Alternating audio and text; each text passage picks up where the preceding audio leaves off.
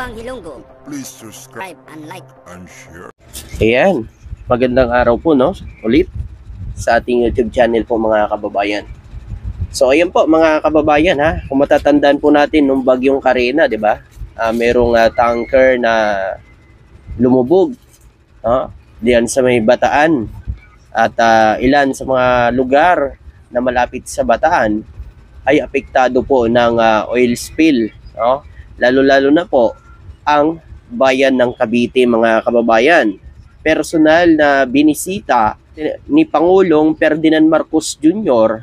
ang ating mga kababayan na naapektuhan ng oil spill sa Cavite. Mga kababayan, namahagi ng tulong ang ating mahal na Pangulo sa mga mangingisda na apektado ng oil spill sa Cavite. Ito po mga kababayan, nakatanggap ng tulong financial mula sa Office of the President ang nasa 9,000 mga mangingisda sa lalawigan ng Cavite na apektado ng oil spill mula sa Bataan.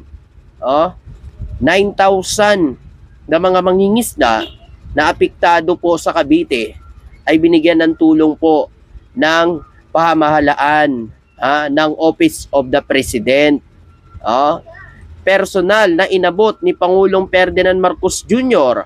ang 6,500 cash sa mga benepisyaryo mula sa Cavite at Bacoor City sa mga mangingisda mula sa bayan ng Rosario, Nobelita, Kawit, Tansa, Naik, Maragondon, Ternate.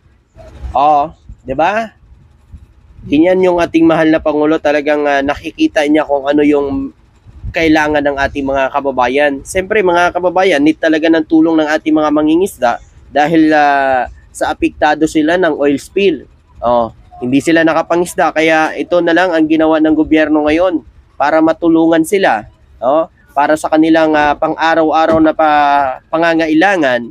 So nagbigay ng cash ang Office of the President para makatulong sa ating mga kababayan na apektado ng oil spill ng Bataan diyan sa Cavite.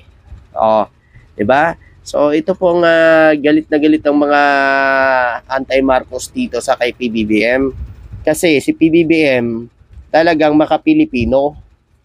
Agaran ang tulong sa mga kababayan natin nangangailangan ng tulong. Mga kababayan, ganyan po ang ating presidente.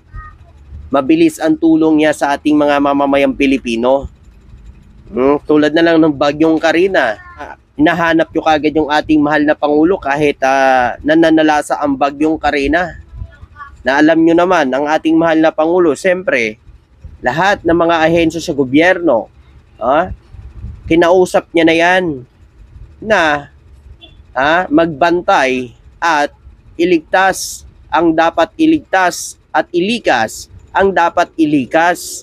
At ang DSWD naman, kinausap na ni PBBM na mag-monitor at magbigay kaagad ng agarang pangangailangan, mga pagkain sa mga nasalanta ng bagyong Karina. Diba? Tapos sasabihin nyo na naman kung ano-ano na naman ang ginagawa ng ating mahal na Pangulo. Naglolostay na naman ng pera ng taong bayan. Yan dapat ang presidente. Mabilis ang solusyon sa pangangailangan ng mga tao. At siya mismo ay bumababa at inaabot sa mga kababayan natin. Ito pa, mga kababayan, iyak na naman yung mga didilis dito. Iyak na naman sila dito. Kaya ganito na lang ang tiwala ng taong bayan sa ating mahal na Pangulo. Patuloy ang pagtaas ng trust rating ng mga Pilipino sa ating mahal na Pangulo dahil sa ginagawa niya dito sa bansa natin. Ang tiwala ni PBBM at performance rating ay bumuti. Bumuti ang trust rating po ni PBBM ngayon mga kababayan ayon sa survey. Kasi nga mga kababayan, nakikita ng mga Pilipino. Tulad niyan, kung mayroong mga sakuna, agarang aksyon ang ginagawa kaagad ng ating mahal na Pangulo. pagtulong sa mga kababayan natin na nasasalanta ng bagyo, 'di ba? Yung may mga naapektuhan ng kalamidad, 'di ba? Agaran yung tulong ho ng ating mahal na Pangulo. Talagang may action kaagad. Oh, 'di ba? Bumuti ang tiwala at pag-aproba ng publiko sa performance ni Pangulong Ferdinand Marcos Jr. noong ikalawang quarter ng 2024. Habang bumaba naman si Vice Presidente Duterte sa survey na inilabas ng Okta Research Group noong Martes. Naku, mga kababayan, iyak na naman. Iyak na naman sila rito. Hindi ito matanggap ng mga didilis. Bakit hindi nila matanggap? Tropa, bakit hindi nila matanggap? Kasi akala kasi ng mga didilis na yan, hawak na nila yung isip ng mga Pilipino. Akala nila, hawak na nila ang kaisipan ng bawat Pilipino. Yan kasi yan ang mga didilis. Biruin nyo, magpi-people power sila. 8 million daw. Sabi nila. Antayin nyo kami dyan, susugod kami sa Malacanang. 8 million kami, people power na to. Ay na, nakita ko dyan sa Liwasang Bonifacio, Inulan. Ngayon, ilan na lang sila dyan? Nako, bilang ata yan mga kababayan, ilang peraso na lang yan. 'Di ba? Siya sabi nilang marami sila. 8 million daw sila. Mga kababayan. Dahil lang sa isang tao na may wanted, dahil lang sa tao na may kasalanan sa ating kababayan, itinatago nyo. Tapos, pag hinuli siya ng batas, si PBBM ang sisisihin nyo. Ano pala gusto nyo? Panigansa ni PBBM? Konsintihin ang ginawa niya? Aba, mga kababayan, biruin nyo. Kapwa natin mahihirap. Kapwa natin dukha.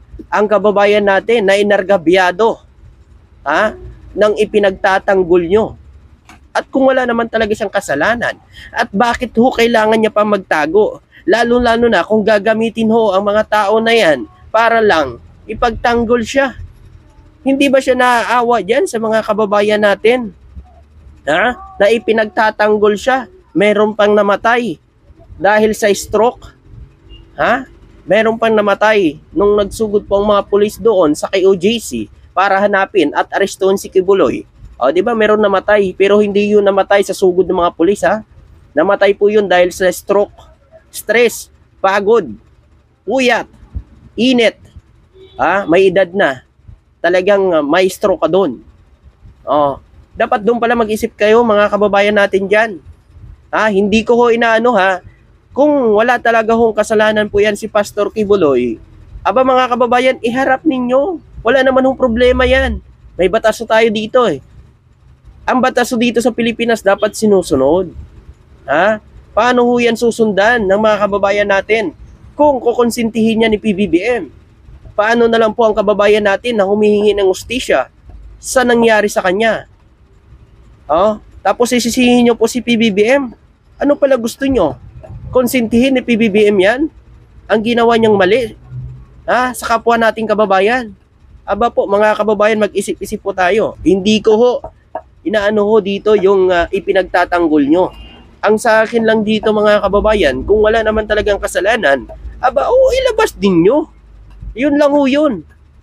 Tapos ang usapan, i-prove niya sa taong bayan na wala sang kasalanan, ipakita niya sa taong bayan na wala sang kasalanan, linisin niya ang pangalan niya, yun lang yun.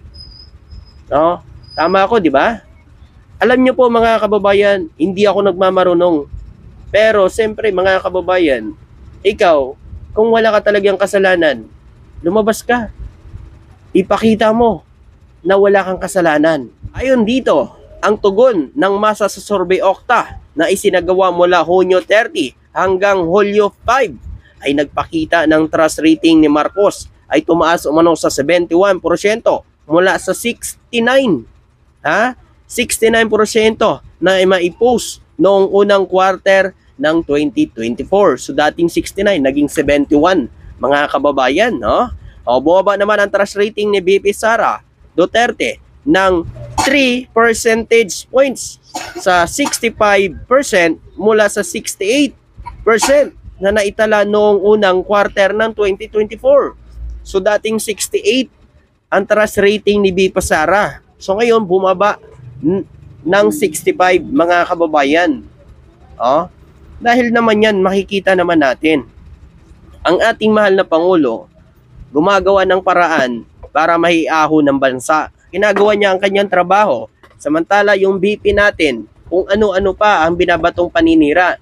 At mga kababayan, sa akin lang dapat po ang ating BP, ang BP po natin, tinutulungan ang ating mahal na Pangulo sa trabaho. Dapat sila ang magkatuwang. Hindi na kung ano-ano pang binabato nilang paninira. At talagang gusto ni BP Sara ng Uniteam, dapat pinagsasabihan niya yung mga supporters niya. Pinagsasabihan niya ang kapatid at tatay niya na sinisira si PBBM. O ano pala gagawin ni PBBM? Pero wala naman tayo narinig na nagbanta at nagsalita ng masama si PBBM sa mga Duterte. Sa tingin ko may respeto pa rin po ang ating mahal na Pangulo sa ating nakalipas na administrasyon Duterte at sa pamilya Duterte. Yun nga lang kasi, ang mga Duterte ay hindi na nire-respeto ang pamilya Marcos. Yun lang yun. Pati mga supporters niya ngayon, wala nang respeto sa presidente natin. Dahil lang ba dyan kay Pastor Kibuloy? Nawala na kayo ng respeto sa presidente natin? Dahil kay Pastor Kibuloy? Aba mga kababayan, mag-isip po kayo. Paano na lang kung sa inyo nangyari yan? Paano kung sa inyo nangyari ang nangyari sa kababayan natin na nagreklamo kay Pastor Kibuloy? Ano ngaya ang maggagawin ninyo? Sa akin lang, kung wala kang kasalanan, patunayan mo sa taong bayan. Yun lang yun. Tapos ang usapan. So ayun po mga kababayan, anong masasabi nyo at makukomento nyo dito? Siyempre hanggang dito na lang po. Maraming salamat at magandang araw po sa inyo lahat.